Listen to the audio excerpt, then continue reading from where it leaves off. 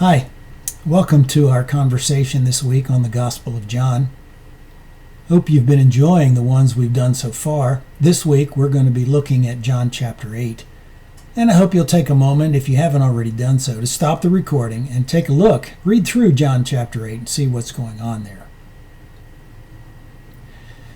We have spent some time over the last couple of weeks looking at the few previous chapters in which Jesus is trying to satisfy his critics, or maybe he's not really satisfying them, maybe he's just trying to answer them. It seems like a lot of them will never be satisfied. But I hope you will be. I hope you'll take a listen at what Jesus is trying to say. Especially this week, I'd like to take a little different tack here. Rather than simply look at the critics and what all these people are all about, let's take a look at and think about some of the good things that Jesus is telling us that he can do for us. The first thing that we see, or one of the first things that I think is important in this chapter, is the whole question of freedom versus oppression. Oppression is a big word in our society. If you're one of the groups of people who can claim victim status, you can claim that you're oppressed and you need to be set free, and you can do all kinds of things to claim that status and claim that you need to have some freedom. Jesus tells us freedom comes from something totally different, because he tells us slavery comes and oppression comes from something totally different. The real freedom that Jesus promises is to give us freedom from slavery to sin. Think about that for just a moment, and perhaps you can identify that a little bit just by thinking about a bad habit you've always wanted to break. And you know it's a bad habit. It may not be a real seriously bad habit, but it's something that has gotten a hold of you. You can't seem to get rid of it or shake it or figure out a way to control it. Sin is like that. It embeds some desires in our hearts that we will keep doing those things, sometimes even without trying or without really wanting to keep doing those things. The fact is, Jesus is giving us a chance to be freed from that kind of slavery, the genuine slavery that is in every human heart. Evil runs through every human heart. Jesus promises to give us freedom from that. He is the light, he will tell us in this chapter, and so he can lighten the darkness around us, perhaps, which would also have some idea of helping us to be free from the things that keep us from doing what we want, from doing the right things, things that perhaps we might consider to be things that are in the light. Then he goes on to talk about our lineage.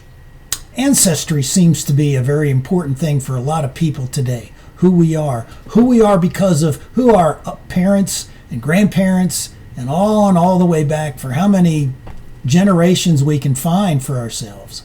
Those things have become very important to a lot of people.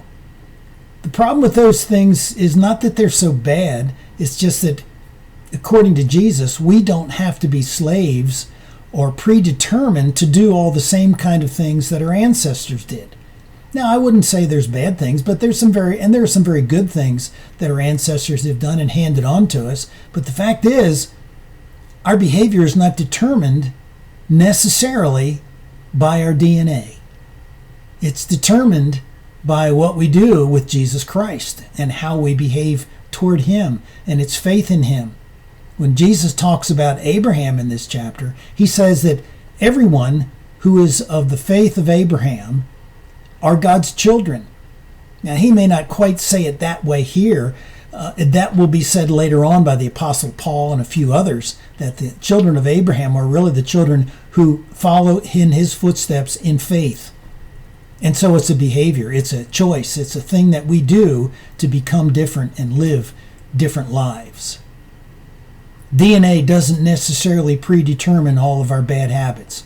Seems like there is some evidence of that, but the fact is, faith can make a difference. Jesus Christ can make a difference for us in all of those things. And the good news that Jesus himself tells us at the end of this chapter is that he affirms something that John has been trying to point out all along, and that is, he is God. John chapter 1, he talks about the Word being in the beginning and being with God and being God and so forth. Here Jesus claims for himself a title that only God can claim for himself. And he does so by quoting Exodus chapter 3 and verse 14. Jesus uses of himself the name I am. It's the name God used of himself in the Old Testament to justify Moses going and taking the children of Israel out of Egypt. Is that good news? Well, I think it is if you believe that. You think about it for just a moment. God became a human being and visited humanity. He became one of us. That was the whole doctrine of the incarnation that John mentioned in John chapter 1 and verse 14. In fact, it's getting near Christmas. So we start thinking about that very thing. God became a human being.